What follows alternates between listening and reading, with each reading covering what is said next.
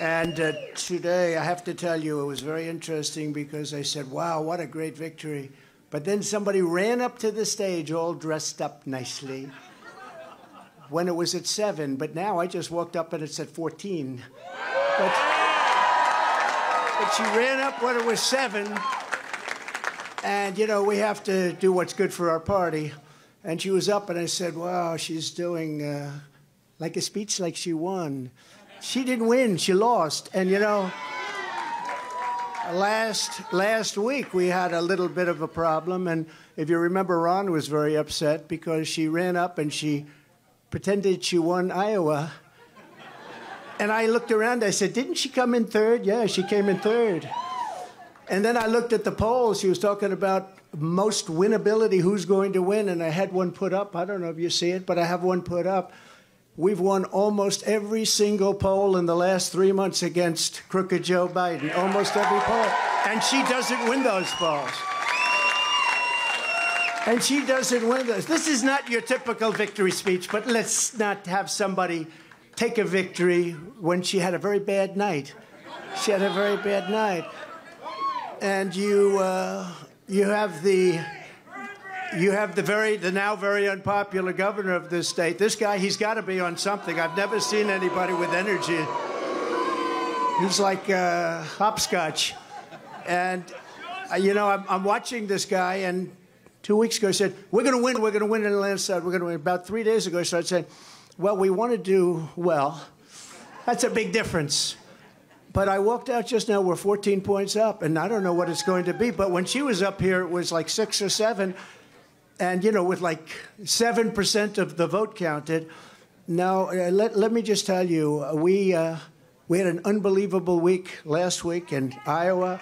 We set a record. It was the best in the history of the caucus, in the history. And I remember I sort of had the same feeling. I'm up and I'm watching, and I said, she's taking a victory lap. And we beat her so badly, she was... But Ron beat her also. You know, Ron came in 2nd, and he left. She came in 3rd, and she's still hanging around. The other thing, she only got 25% of the Republican votes. I don't know if you saw that. Tremendous numbers of independents came out because in this state, because you have a governor that doesn't frankly know what the hell he's doing, in this state, in the Republican primary, they accept Democrats to vote. In fact, I think they had 4,000 Democrats before October 6th. They already voted. Now, they're only voting because they want to make me look as bad as possible. Because if you remember, we won in 2016. And if you really remember, and if you want to play it straight, we also won in 2020. By more. And we did much better in 2020 than we did in 2016. But as they said, we lost by a whisker, just by a whisker. No, no, no, but we can't let that happen. You know, you have to have people that speak up. I said, I can go up and I can say to everybody, oh, thank you for the victory, it's wonderful, or I can go up and say, who the hell was the imposter that went up on the stage before and, like, claimed a victory? She did very poorly, actually. She had to win. The governor said, she's going to win, she's going to win, she's going to win. Then she failed badly. Now, I have here, if he promises to do it in a minute or less, but the only person more angry than, let's say, me, but I don't get too angry, I get even. The only person... because he was there, and he did fantastically well, by the way, and then he endorsed me. And we don't have to talk about Tim Scott, who, by the way, just got engaged, we have to tell you.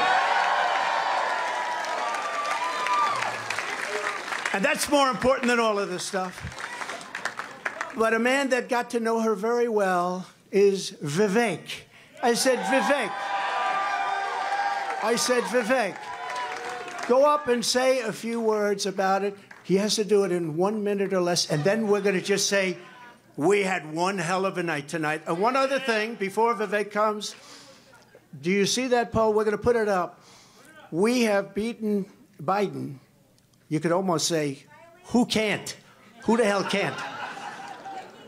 The man can't put two sentences together. He can't find the stairs off a stage. Who can't?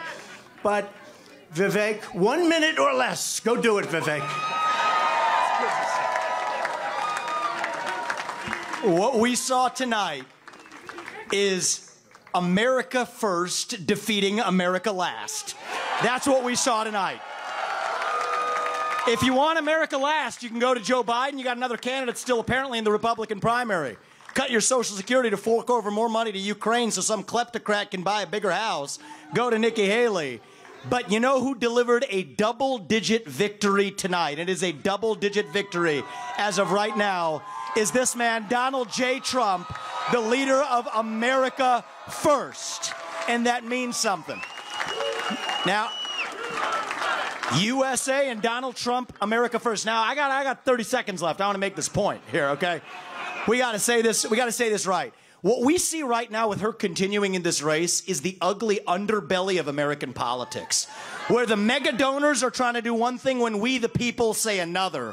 And it's up to us, to we the people, to at long last say, hell no, we the people create a government that is accountable to us. And we the people have said tonight, we want, again, as we did in Iowa, Donald J. Trump. And so you want to actually speak truth. That's the truth tonight.